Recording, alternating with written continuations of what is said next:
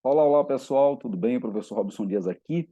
Vamos para mais um bloco de questões para que a gente faça aquele velho ritual de resumir, revisar e resolver questões, tá bom? Vamos aqui comentar alguns assuntos que são bem recorrentes aí nas provas e a gente está aí com a administração geral e selecionado aqui quais são os temas mais importantes e aqueles que a gente sabe que são campeões de audiência aí nas cobranças do concurso, tá certo? Então vamos lá. Temos aqui uma questão interessante, importante, onde a gente vai falar um pouco sobre a questão da cultura organizacional, que é algo ligado aí a comportamento e gestão da mudança, tá bom? Então vamos nessa, ó. Olha só o contexto que foi colocado aqui. Em uma pesquisa na empresa SA, a maioria dos funcionários apresentou a mesma opinião sobre a missão, a visão e os valores da organização. Os dados revelaram que os valores da organização são intensamente acatados e compartilhados de maneira ampla. Então, as pessoas acatam e compartilham, conversam sobre isso, falam sobre isso, dão conselhos sobre isso uns com os outros. Uns lembram aos outros sobre os valores, né, compartilhados aí pela organização. Por fim, constatou-se que os funcionários desta empresa eles aceitam os valores essenciais e são extremamente comprometidos, possibilitando a geração de um clima interno de autocontrole comportamental.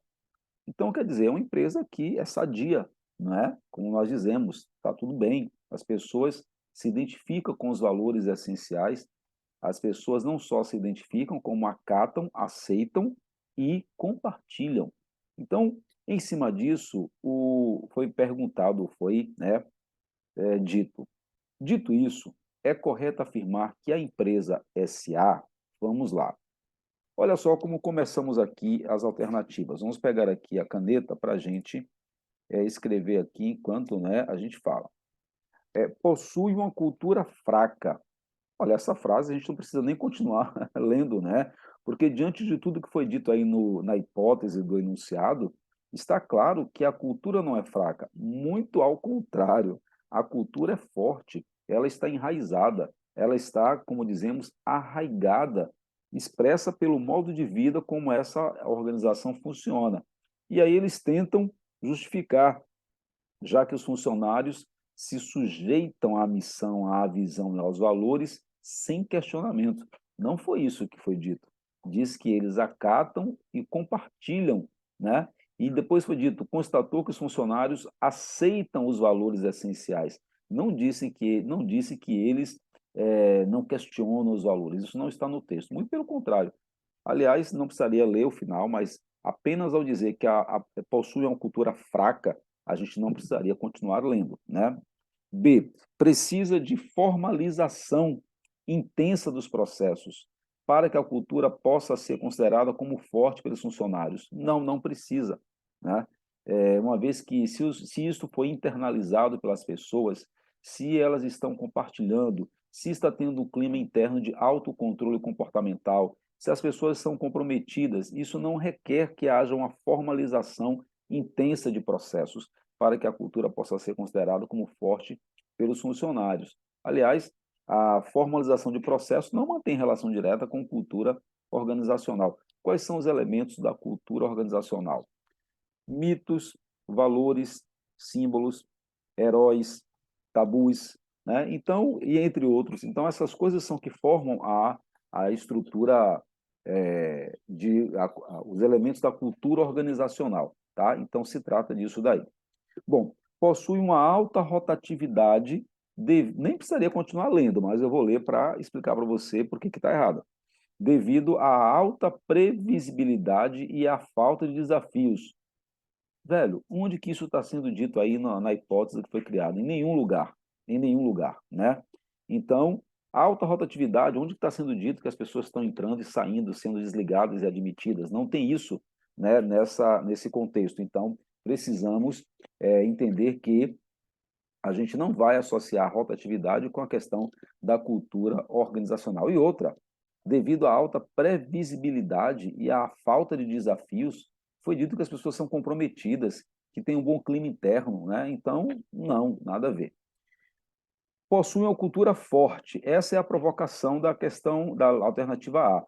Possuem uma cultura forte, sim, porque a unanimidade de propósitos gera coesão, gera lealdade e comprometimento organizacional, ou seja, as pessoas estão alinhadas, estão voltadas para um mesmo foco, então não há dispersão e há sim sinergia.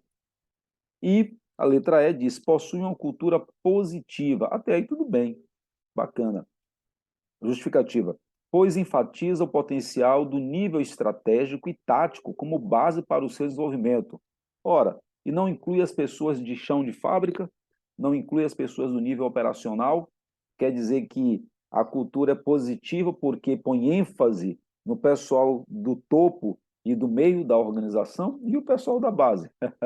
São o quê? Escravos, aí sim, que estão ali para fazer as coisas sem questionar, gostem ou não? Não, não é? Então, aqui temos a resposta da nossa questão. Possuem uma cultura forte. Cadê a canetinha aqui, galera? Aqui. Possuem uma cultura forte porque a unanimidade de propósitos gera coesão, lealdade e comprometimento organizacional. Beleza? Vamos à segunda questão. Temos aqui uma questão voltada para o processo de comunicação que está dentro da função direção, lembra?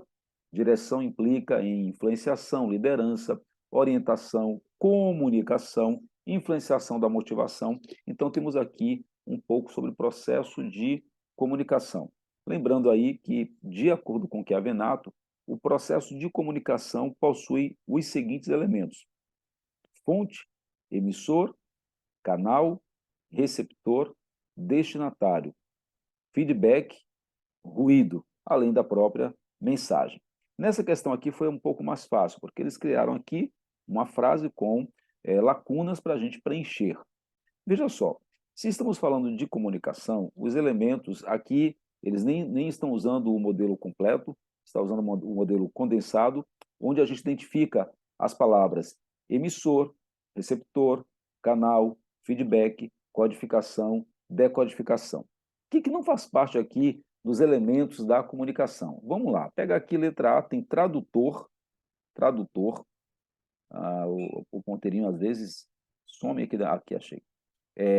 Tradutor, aqui está estranho, vamos riscar aqui. Na letra B, temos, aqui tudo bem, todos são elementos. Aqui de novo o tradutor, transformação, duto, sai, tradução, ok? Locutor, tradução, espaço, tradução, cérebro, nossa, saiu tudo. E aí temos letras B e E. Emissor, codificação, canal, decodificação, feedback. Emissor, tradução, espaço, olha, aqui sai espaço, ó. Transformação. Sem nem fazer muito esforço, a gente chegou aqui e identificou a letra B de bola. Vamos encaixar aqui as coisas ali nas lacunas. Ó, vamos ver, deixa eu ver se eu consigo fazer uma coisa aqui ao vivo com vocês. Pega aqui, emissor. Nem sei se vai dar certo, tá? Vou jogar aqui para ver se cola. Não cola. Emissor. Então, nós temos aqui o emissor. Aqui, nessa... Pega aqui uma ferramentinha. Essa canetinha aqui, acho que vai ser ela mesmo, tá? Então, aqui vai ser o quê? Vamos colocar a frase. O emissor... Opa, desculpa, pessoal. A canetinha falhou. O emissor, vou botar aqui E-M, o emissor, inicia a mensagem pela codificação de um pensamento. Então, aqui vai ser codificação, perdão, aí é escrita, tá? Mas vamos botar aqui. O emissor inicia a mensagem pela codificação de uma mensagem, de um pensamento. Então, já foi emissor e já foi codificação. Pronto. O ou a acontece, é o meio pelo qual a mensagem vai até o receptor. Então, certo? Então, aqui é o quê? Aqui é o canal. Aqui é o canal, C-A, o canal, can, canal, é o meio pelo qual a mensagem vai até o receptor. Depois temos o ou a, acontece quando os símbolos. Então, agora vem aqui a decodificação. Então, já foi canal, canal, agora vem decodificação. A decodificação, vamos botar aqui um D, um E, ok? E um C. A decodificação acontece quando os símbolos de uma mensagem são traduzidos de forma compreensível.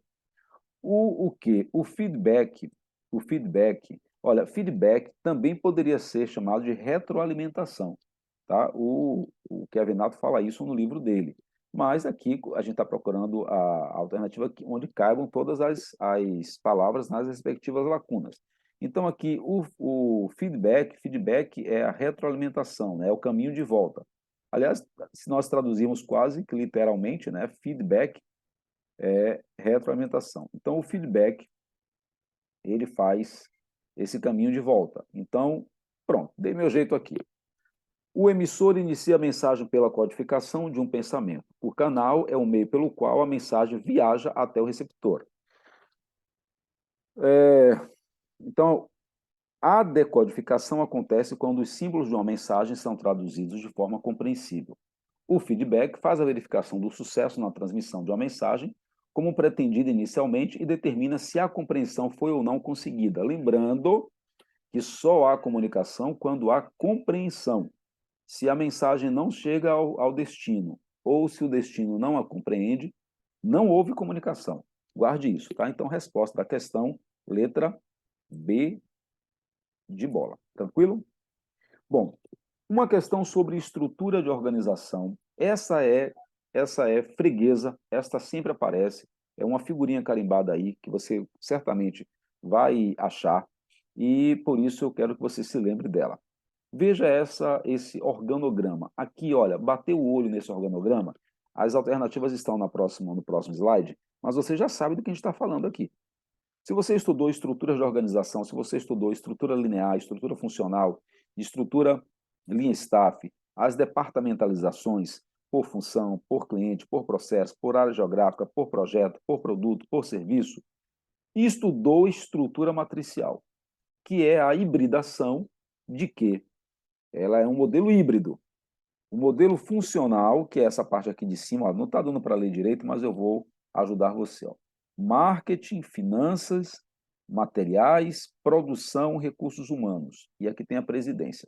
Então, aqui são áreas funcionais, nos remetem a áreas funcionais. E aqui do lado está escrito, ó, gerente projeto A, gerente projeto B, gerente projeto C. Então, ali são projetos. E aqui eu tenho uma matriz, um cruzamento, tá? De maneira que a gente pegue pessoas do marketing, das finanças, dos materiais, da produção, do RH, e junte essas pessoas em equipes alocadas aqui nos projetos. Muito bem, então, dado esta... Bom, eu nem li, né, o enunciado. Um dos fatores mais importantes para a elaboração e a implementação da estratégia nas organizações consiste na adoção de uma estrutura organizacional apropriada. A figura a seguir apresenta um tipo de estrutura organizacional. Então, já vimos aqui o tipo. Perguntas. Sobre a estrutura organizacional representada, é correto afirmar que se trata do modelo funcional simplificado por competência matricial multidivisional. Não temos outra opção de resposta. Nem nos deram opção de fazer confusão entre uma e outra alternativa. Então, temos aqui o quê? O modelo matricial, o qual integra as unidades funcionais e as de projetos, resultando em uma rede de relacionamentos. Tá? Essa aqui não tem muito o que comentar, é só para você se lembrar mesmo. Funcional seria se não tivesse a parte de projeto. Simplificado, nem existe esse tipo de simplificado, né, como estrutura. Por competência, sim, mas não é o caso ali, porque tem como foco as atividades chaves de cada setor, mas isso não é demonstrado no organograma. Multidivisional, que tem como vantagem o fato de as divisões serem praticamente dependendo das outras, sim, mas ali não se trata de um modelo multidivisional, nem mesmo divisional, porque mescla função com projeto. Então, não temos outra alternativa a não ser marcar a alternativa D de dado. Beleza? Muito bem. Questão 4. Nessa questão 4 e 4 e 5, aliás, eu quero reforçar com você que a gente vai começar a falar de gestão estratégica e planejamento estratégico, mais especificamente, de você lembrar das premissas básicas, né, da identidade estratégica de uma organização que diz respeito à definição da missão, com M, da visão, com V, e dos valores. Então, vamos lá. É correto afirmar que, quando uma empresa decide desenvolver e implantar o seu planejamento estratégico, decide implantar, então é sinal que não tinha. Uma das primeiras etapas realizadas é a definição da visão organizacional, sim, assim como da missão, assim como dos valores. Nesse sentido, ao definir a visão de futuro organizacional, a empresa irá, vamos lá, mensurar as crenças e princípios que regem o comportamento da organização como um todo? Não. Isso seriam os valores. Identificar os pontos fortes e fracos, os pontos fracos e ameaças, de modo a torná-lo mais forte frente aos concorrentes? Não. Isso tem a ver com o diagnóstico estratégico ou análise SWOT. C. Identificar a própria razão de ser da organização, expressão do seu propósito e o que ela entrega de valor para os clientes. Isto é bom, mas tem a ver com a missão, com M, e não com a visão. D de dado, traduzir o que se espera em relação ao futuro da organização, definindo como a empresa deseja ser reconhecida pelos seus stakeholders, seus atores, as partes interessadas dentro do seu contexto organizacional. Bacana, essa parece boa. Fazer projeções do cenário interno e externo da empresa, identificando as ações para cada um dos cenários. Não, isto aí é uma etapa posterior à análise SWOT, onde nós montamos os cenários otimista, pessimista, ou às vezes muito otimista ou muito pessimista. Então, se estamos falando de visão de futuro, resposta, vamos marcar aqui, traduzir o que se espera em relação ao futuro da organização, definindo como a empresa quer ser reconhecida pelos seus stakeholders. Ser reconhecida, alcançar, atingir, se tornar e assim por diante. Beleza? Na última questão desse nosso bloco, temos agora sobre missão. Eu coloquei uma sobre visão e agora uma sobre missão. Uma das etapas do planejamento estratégico de uma organização é a definição da sua missão, com M. De acordo com Andrade, a missão expressa o propósito fundamental da organização, ou seja, a sua razão de existir. Até aí tudo bem, não está perguntando, está afirmando. Se você não lembrava o que é missão, aí, por exemplo, está dito pelo autor do livro. Sobre a elaboração de uma boa missão organizacional, é correto afirmar que ela deve ser o quê? Nós vimos aqui na questão anterior, que eu dei uma dica, ó, voltando aqui, que essa letra C fala da missão. Identificar a própria razão de ser da organização, expressão do seu propósito e o que ela entrega de valor para os seus clientes. Agora, vamos usar isso aqui na questão 5. Bom, deve ser orientada para o curto prazo? Não, não é, porque a missão é perene, ela nem tem prazo. Ela existe enquanto a organização existir. Então, fora. Original e diferenciada, bom. Distinguindo a organização perante as demais existentes no mercado? Sim, isso parece bom. Não só a razão de ser da organização, mas também o que a torna única, o que a torna diferente em relação às demais organizações. Vamos deixar essa reservada. Deve ser complexa e de difícil compreensão.